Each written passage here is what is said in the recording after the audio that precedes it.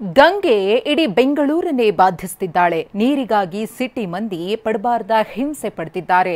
ದುಬಾರಿ ಟ್ಯಾಂಕರ್ ನೀರನ್ನೇ ಖರೀದಿಸಿ ಬಳಸುವಂತಾಗಿದೆ. ನಗರದ ನೀರಿನ ಸಮಸ್ಯೆಗೆ ನಟ ಚಿರಂಜೀವಿ ಪರಿಹಾರ ಮಾರ್ಗ ಸೂಚಿಸಿದ್ದಾರೆ. ಇಲ್ಲಿ 15 ವರ್ಷದಿಂದ ನೀರಿಲ್ಲ, ಬೋರು ಇಲ್ಲ, ಏನೂ ಇಲ್ಲ, ಯಾವುದೇ ನೀರು ಇಲ್ಲ. ಅಪಾರ್ಟ್ಮೆಂಟ್ ಎಲ್ಲ ಕಟ್ಬಿಟ್ಟು ಬೋರೆಲ್ಲ ತೆಗೆದ್ಬಿಟ್ಟು ಆ ಎಲ್ಲ ನೀರು ಆ ಕಡೆ ಹೇಳ್ಕೊಂತೈತೆ. ಈ ಕಡೆ ನೀರಿಗೆ ತುಂಬ ತೊಂದರೆ ಆಗೈತೆ ಸರ್.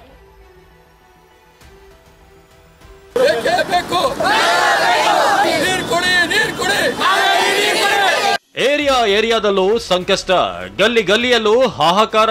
ಉದ್ಯಾನ ನಗರಿ ಬೆಂಗಳೂರಲ್ಲಿ ಜಲಕ್ಷಾಮ ತಲೆದೋರಿದೆ. ಹನಿ ನೀರಿಗೂ ಜನ ಪರದಾಡ್ತಿದ್ದಾರೆ. ದೊಡ್ಡಬಿದರಕಲ್ಲು ವಾರ್ಡ್ನಲ್ಲಿ ಜಲದಾಹ. ದೊಡ್ಡಬಿದರಕಲ್ಲು ವಾರ್ಡ್ನ ಹನುಮಾನ್ ಲೇಔಟ್ನಲ್ಲಿ ನೀರಿಗಾಗಿ ಜನ ಒದ್ದಾಡ್ತಿದ್ದಾರೆ. ಕಳೆದ 3 ವರ್ಷಗಳಿಂದ ನೀರಿಗಾಗಿ ಸರ್ಕಸ್ ಮಾಡ್ತಿದ್ದಾರೆ. ನಿತ್ಯ 1 ಟ್ಯಾಂಕರ್ ನೀರಾದ್ರೂ ಕಳಿಸಿ ಅಂತ ಪಾಲಿಕೆಗೆ ಮನವಿ ಮಾಡಿ ಬೇಡಿಕೊಂಡ್ರು ಅಧಿಕಾರಿಗಳು ಮಾತ್ರ ಕ್ಯಾರೆ ಅಂತಿಲ್ಲ. ಖಾಸಗಿ ಟ್ಯಾಂಕರ್ ನೀರಿಗೆ 1500 ರೂಪಾಯಿ ಕೇಳ್ತಾರೆ. ದುಡಿಯೋ ಹಣವೆಲ್ಲ ಕುಡಿಯೋ ನೀರಿಗೆ ತೆರುವಂತಾಗಿದೆ. ಜೀವನ ನಡೆಸೋದೇ ಕಷ್ಟವಾಗಿದೆ ಅಂತ ಹೇಳ್ತಿದ್ದಾರೆ. ಇಲ್ಲಿ 15 ವರ್ಷದಿಂದ ನೀರಿಲ್ಲ, ಬೋರು ಇಲ್ಲ, ಏನೂ ಇಲ್ಲ, ಯಾವುದೇ ನೀರು ಇಲ್ಲ. ನಾವೀಗ 3 ತಿಂಗಳಿಂದ ಆ ಕಡೆಯಿಂದ ನೀರು ಬಿಡ್ತಾ ಇದ್ರು. ಈ 3 ತಿಂಗಳಿಂದ ನೀರು ಸ್ಟಾಪ್ ಆಗ್ಬಿಟ್ಟಿದೆ. ಬೇಸಿಗೆ ಬಂದಾಗಿಂದ ನೀರು ಬರ್ತಾ ಇಲ್ಲ. ಅದರಿಂದ ನಾವು ನೀರು ಕೇಳಿ ಸಾಕಾಯಿತು. ಈಗ ನಿಮ್ಮ ಮುಂದೆ ಲೈವಲ್ಲಿ ಕಾಲ್ ಮಾಡಿದ್ವಿ ಗೂಳಿಗೌಡ್ರವ್ರಿಗೆ. ಅವ್ರು ಹ್ಞೂ ಅಂತಾರೆ, ಕಳಿಸ್ತೀವಿ ಅಂತಾರೆ. ಯಾವುದೇ ರೀತಿಗೆ ಏನು ಕಳಿಸ್ತಾ ಇಲ್ಲ.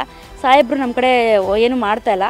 ಇದು BBMP ಲಾಸ್ಟ್ ರೋಡ್ ಆಗಿರೋದ್ರಿಂದ ಯಾವುದೇ ಅನುಕೂಲನೂ ಇಲ್ಲ. ನಮಗೆ ನೀರಂತೂ ಬೇಕೇ ಬೇಕು. ನಮ್ಗೆ ಯಾವ ಭಾಗ್ಯನೂ ಬೇಡ, ನೀರೊಂದು ಕೊಟ್ಬಿಡಿ ಸಾಕು ನಮಗೆ. ಒಂದೇ ಏರಿಯಾದಲ್ಲಿ 40 ಬೋರ್ವೆಲ್ಗಳು ಖಾಲಿ. ಜಲಮಂಡಳಿಯ ನಿರ್ಲಕ್ಷ್ಯಕ್ಕೆ ನಗರದ ಹೃದಯ ಭಾಗದಲ್ಲೇ ನೀರಿಲ್ಲದಾಗಿದೆ.